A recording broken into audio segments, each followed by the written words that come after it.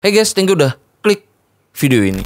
Jadi aku mau ajak kalian bahas kasus yang dialamin warga Indonesia yang berakhir direbus di Australia. Yang emang kasusnya ini pun ya sempat menggemparkan seluruh Australia karena saking seremnya soal apa yang terjadi di kasus ini. Makanya kasus ini harus banget kita bahas di sini ya, dengan harapan ya ada pembelajaran yang bisa kita petik dari kasus ini. Oke lah, jadi kayak gimana soal kisah dan kasusnya, langsung aja kita bahas sedetail mungkin yang aku bisa. Tapi kayak biasa, sebelum kita lanjut ya, kita ritual dulu. Jadi siapkan minuman dan cemilan kalian, siapkan juga posisi ternyaman menurut kalian kayak gimana. Jadi kalau udah nyaman, udah santuy, nah jadi soal kasus ini, yuk kita bahas.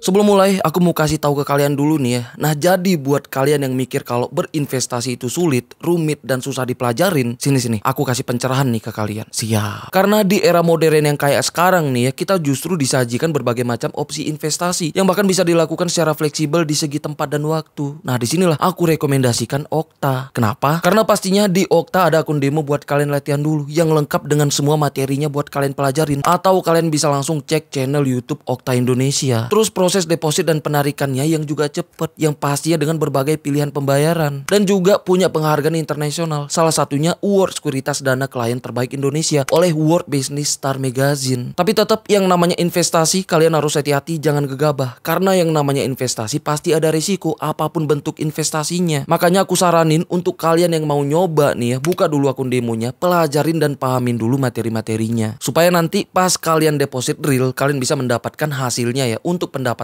tambahan kalian. Gimana? Mantep nggak? Tapi sekali lagi ingat, untuk trading itu nggak boleh sembarangan ya, karena trading emang bener-bener butuh skill menganalisa yang baik. Terus sekarang mereka juga sedang ngadain status program. Nah, jadi buat kalian yang mau join ya, coba cek minimal depositnya, karena ini hadiahnya emas asli loh. Gimana? Menarik nggak? Jadi yuk mulai langkah baru kamu dan hasilkan pendapatan tambahan bersama Okta. Dan jangan lupa cek link di bawah dan join di status program buat dapetin hadiah emas asli. Oke lah, itu aja pesan-pesannya. Jadi sekarang langsung aja nih kita masuk ke kasusnya.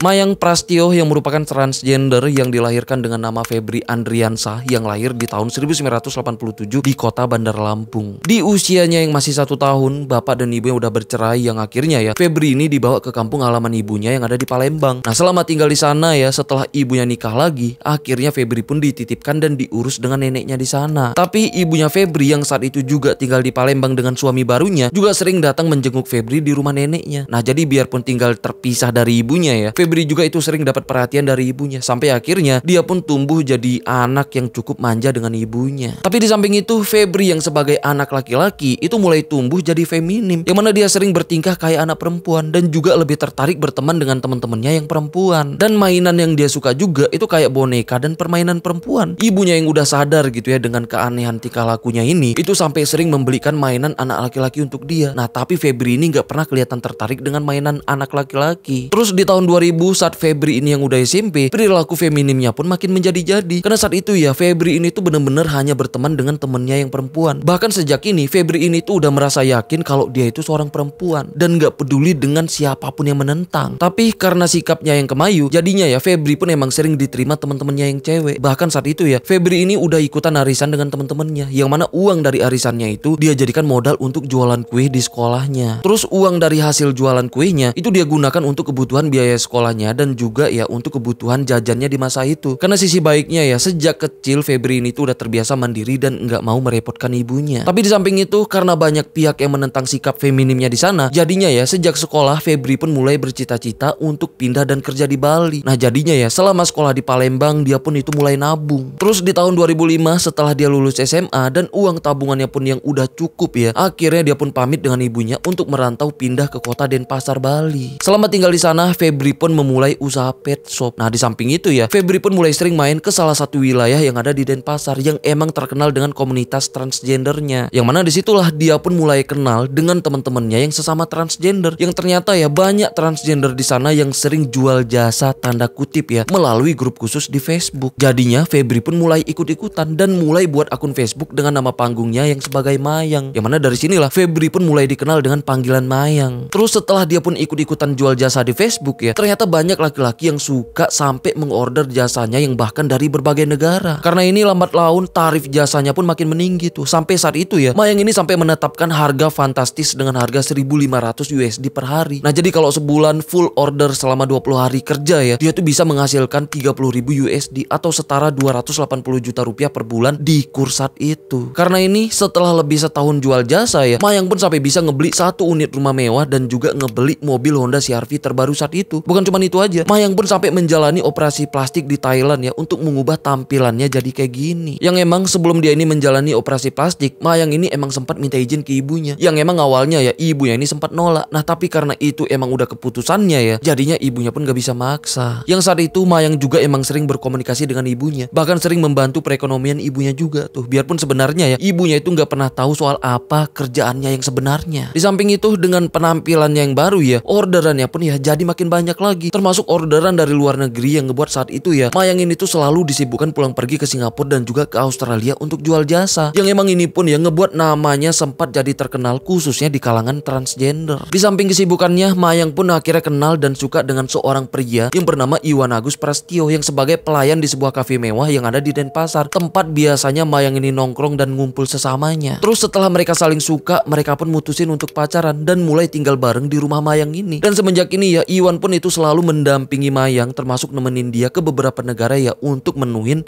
panggilan orderannya. Yang emang saat itu Iwan ini memang nerima kondisi Mayang ini yang sebagai transgender, bahkan mendukung pekerjaannya yang sebagai penjual jasa di atas ranjang. Terus karena mereka yang udah saling merasa nyaman nih ya, Mayang pun membuktikan cintanya ke Iwan dengan menambahkan nama belakangnya jadi Mayang Prastio. Yang mana karena inilah akhirnya Mayang pun dikenal dengan sebutan Mayang Prastio. Sedangkan Iwan ya itu membuktikan cintanya dengan menato nama Mayang di lengan kanannya. Di sisi lain, karena nama Mayang ini yang udah cukup dikenal di kalangan transgender, yang emang namanya pun itu udah sampai ke Australia nih ya, jadinya Mayang pun dapat tawaran untuk pindah ke Australia untuk kerja jual jasa di sana. Karena emang banyak customernya yang berasal dari Australia. Jadinya Mayang pun langsung nerima tawarannya. Yang akhirnya nih ya di tahun 2009, Mayang yang cuman sendirian itu langsung berangkat dan menetap di Australia, tepatnya di kota Melbourne, yang mana dia kesana ya itu menggunakan visa pelajar secara ilegal. Selama kerja di sana, orderannya pun langsung banyak dengan bayaran yang berkali-kali lipat lebih mahal. Bahkan setelah beberapa bulan kerja di sana ya, Mayang pun sampai jadi salah satu PSK transgender termahal dengan harga 500 USD per jam. Itu per jam loh. Dan sehari full kalau dihitung 12 jam melayani itu bisa mencapai 6.000 USD atau sekitar 56 juta rupiah di kurs saat itu. Dan itu harga per hari loh. Kalau sebulan ya kalian hitung sendiri aja. Tapi setelah setahun kerja di Australia, Mayang pun sempat bermasalah di sana karena visanya yang ilegal. Akhirnya karena ini ya di tahun 2010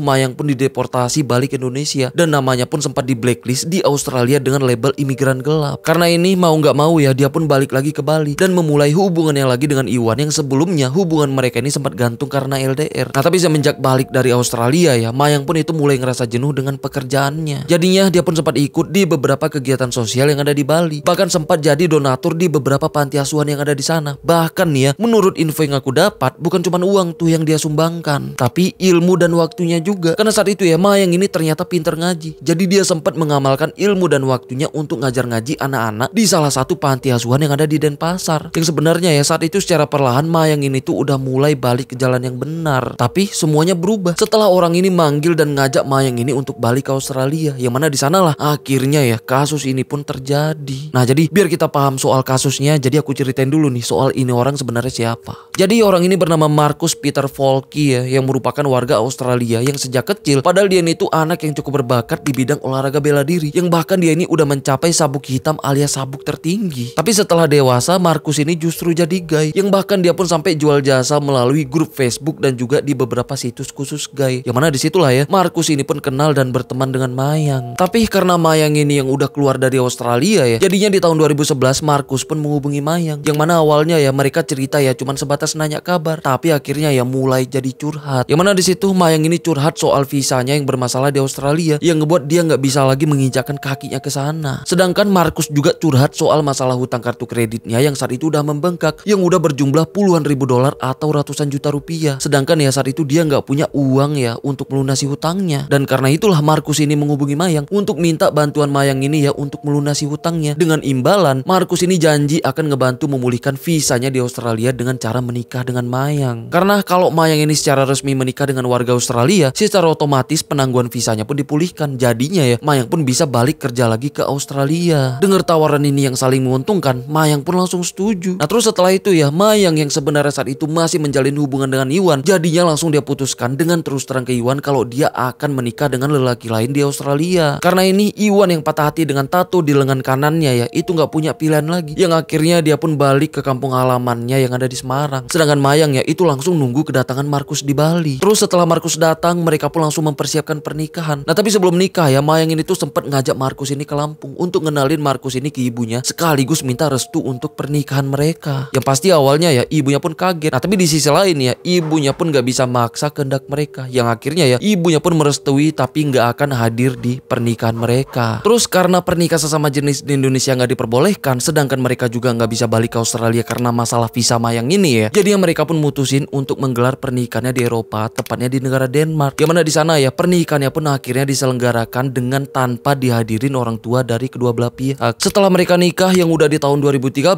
mereka pun balik ke Australia. Yang mana saat itu ya karena Mayang ini udah berstatus istri sahnya Markus yang sebagai warga Australia, akhirnya Mayang pun diperbolehkan masuk ke Australia lagi. Yang mana mereka tinggal di sebuah apartemen yang ada di pinggiran kota Brisbane, negara bagian Queensland, Australia. Yang mana disinilah nantinya ya kasus ini pun terjadi.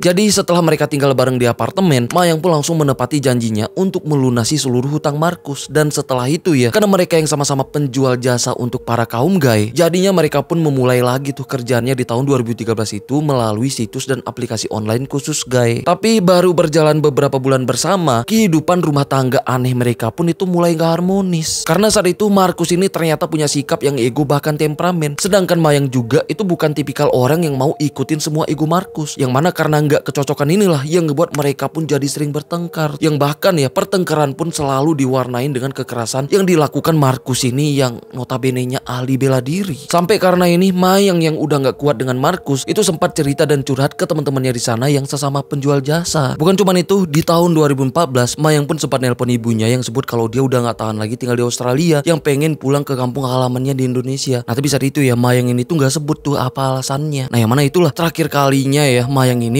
berkomunikasi dengan ibunya via telepon sebelum akhirnya ya semuanya terjadi. Karena di tanggal 3 Oktober tahun 2014 tepatnya di jam 2 pagi mereka pun lagi-lagi bertengkar di apartemennya yang cukup kuat. Nah tapi sebenarnya nggak ada yang tahu pasti itu penyebab pertengkarannya apa. Yang pasti ya saat itu tetangga apartemen mereka juga itu sampai dengar suara berisik dan suara teriakan Markus ini yang sedang marah-marah, yang emang suaranya cukup mengganggu. Tapi di tengah-tengah keributannya tiba-tiba suara pertengkarannya diam dan mendadak jadi hening. Nah yang awalnya ya tetangganya ngira mungkin mereka udah tidur. Nah tapi paginya nih ya salah satu tetangganya pas lewat di depan apartemen mereka itu sempat nyium bau amis daging. Dan di pagi itu juga tetangganya pun ya itu sempat ngeliat lengan kiri Markus ini yang udah luka. Dan di situ Markus ini keluar dari apartemennya dengan santai yang seolah nggak terjadi apapun. Dimana di situ Markus ini ternyata pergi ke rumah sakit Royal Brisbane and Women Hospital. Di sana Markus ini sempat minta luka di bagian lengan kirinya untuk diobatin. Yang katanya ya luka itu karena pertengkarannya dengan pacarnya. Setelah diobatin Markus ini pun balik lagi ke apartemennya. Yang mana di situ ya dia ini udah menghabisi Mayang semalam menggunakan pisau yang ngebuat kamarnya pun itu udah dipenuhi bercak merah. Karena saat itu ya tubuh Mayang ini udah dia potong sampai jadi beberapa bagian. Karena rencananya ya di hari itu dia akan ngebuang semua potongan tubuhnya menggunakan plastik sampah. Nah karena inilah ya kenapa tetangganya tadi pagi sempat nyium bau amis daging. Tapi sebelum ngebuang tubuhnya, Markus pun berubah pikiran dan jadi ragu tuh untuk langsung ngebuang tubuhnya karena takut menimbulkan kecurigaan. Jadinya saat itu juga Markus pun langsung keluar untuk ngebeli beberapa barang di supermarket terdekat, untuk ngebeli sarung tangan, pemutih pakaian, pembersih lantai, panci besar dan juga plastik sampah ukuran besar. Setelah semua barang dia beli di apartemennya, dia pun langsung ngebersihin bercak merah di kamarnya sampai malam. Nah terus besoknya di tanggal 4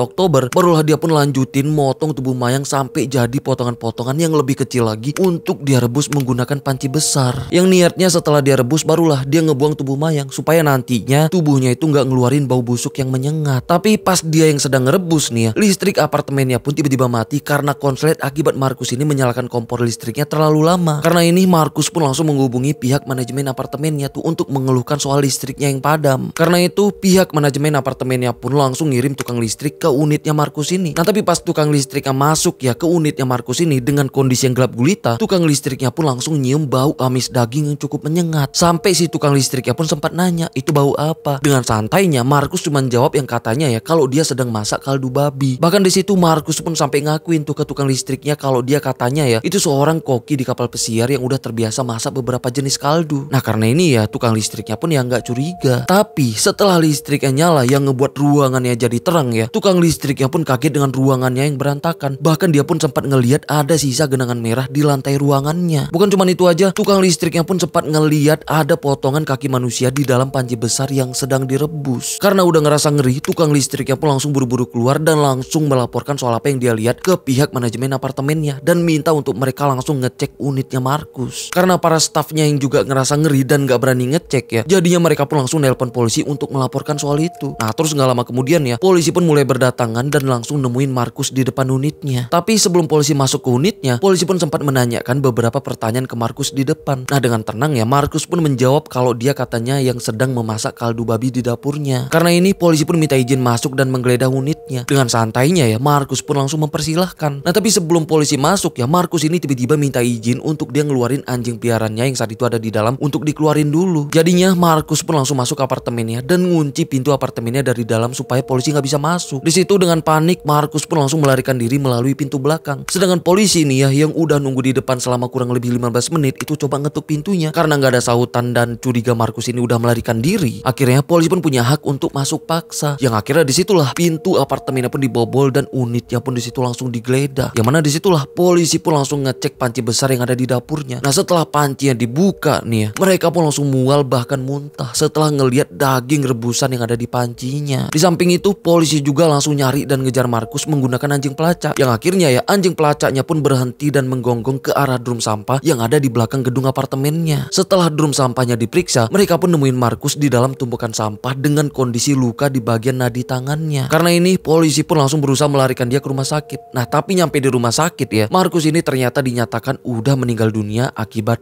ulahnya sendiri. Tapi di samping itu kasus ini pun benar-benar menggemparkan seluruh Australia, terutama kondisi korbannya yang ditemukan yang udah direbus di apartemennya tuh. Yang saat itu ya pihak kepolisian pun itu masih belum mengetahui identitas korbannya. Tapi setelah diselidiki selama beberapa minggu, akhirnya barulah terungkap soal identitas korbannya yang merupakan warga Indonesia yang awalnya dinyatakan sebagai warga Bali. Tapi berkat bantuan kedutaan Indonesia untuk Australia yang juga ikut menyelidiki identitas lengkapnya ya, akhirnya barulah benar-benar terungkap yang ternyata korbannya adalah seorang pria transgender atas nama Febri Andriansah yang merupakan kelahiran Lampung. Terus saat ibunya Mayang yang dengar kabar ini pun ya pastinya kaget, shock bahkan gak percaya. Yang akhirnya ya ibunya pun diminta untuk memastikan identitasnya melalui cek DNA. Yang ternyata hasilnya emang benar, itu Febri alias Mayang. Yang emang ya ini pun ngebuat ibunya benar-benar shock setelah tahu soal apa yang sebenarnya terjadi dengan anaknya di Australia. Singkat cerita setelah kasus ini selesai dan benar-benar terungkap nih ya, akhirnya di bulan November tahun 2014 tubuh Febri pun dipulangkan ke kampung halamannya di Bandar Lampung. Tapi karena Febri yang berstatus agama Islam ya, jadinya proses pemakamannya pun akan dijalankan sesuai dengan pemakaman Islam. Nah tapi saat tubuhnya yang akan disolatkan ya, ternyata di sana banyak warga yang nolak untuk menyolatkan tubuhnya. Ya karena semuanya tahu tuh kayak gimana latar belakangnya. Tapi setelah dilakukan mediasi dengan pemerintah daerah setempat, akhirnya barulah warga pun setuju untuk menyolatkan tubuh Febri. Yang akhirnya ya proses pemakamannya pun berjalan lancar di kampung halamannya. Sedangkan Markus juga dimakamkan di kampung halamannya di kota Ballarat, negara bagian Victoria, Australia. Yang mana keluarganya juga nih kaget ya dan shock setelah tahu kasus ini, terutama soal latar belakang Markus ini yang ternyata adalah seorang gay yang emang benar-benar ngebuat keluarganya pun